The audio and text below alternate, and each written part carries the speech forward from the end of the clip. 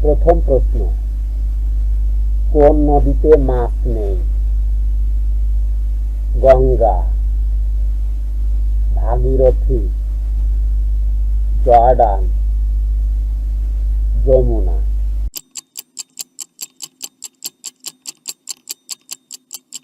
সঠিক উত্তর জর্ডান।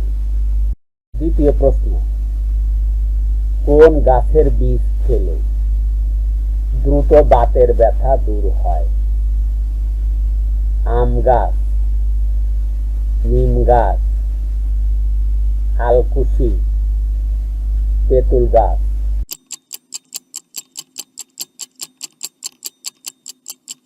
সঠিক উত্তর আলকুশি। তৃতীয় প্রশ্ন, চুলে কি ব্যবহার করলে চুল দ্রুত লম্বা হয়? সর্ষের তেল, করলার রস, দুধের সর, ক্যাস্টর অয়েল।